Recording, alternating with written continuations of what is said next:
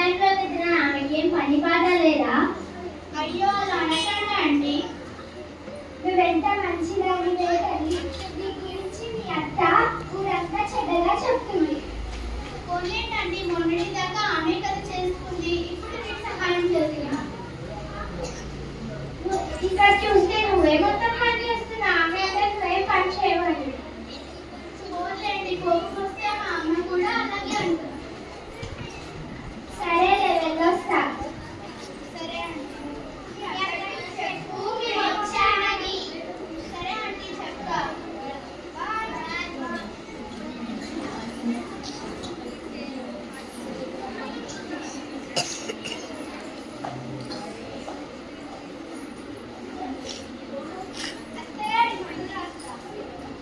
సరే రాయ్.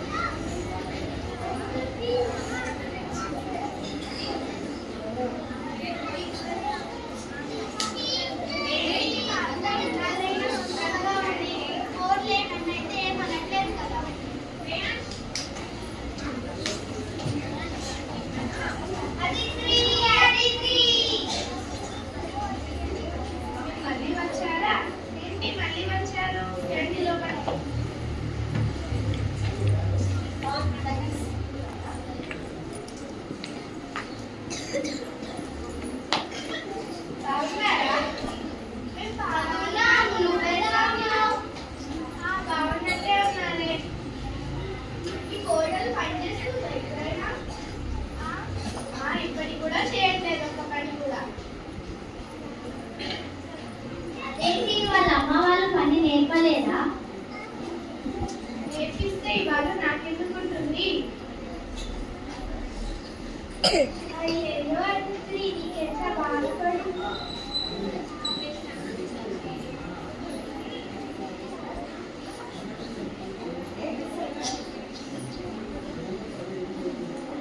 నువ్వేమో ఇలా అంటున్నావు. చూస్తే నీ కోడలేమో మొత్తం పని మొత్తం ఆమెనే చేస్తుంది. మీరెప్పుడు వచ్చారు?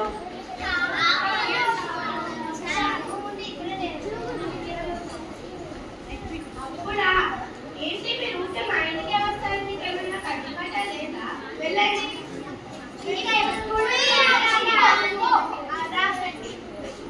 అంతేగా అంతేగా.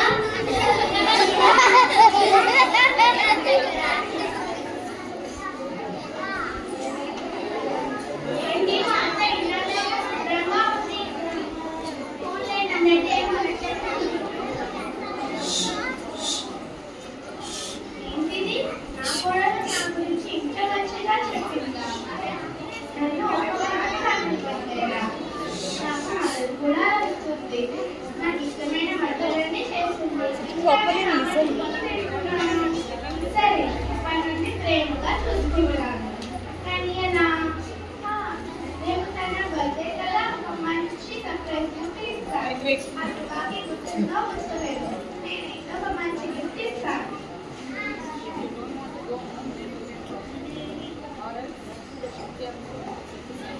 సాన్వి,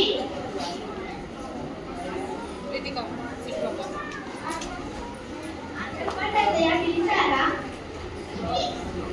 ఇదిగో సాన్వి, రేపు నీ బర్త్డే కదా,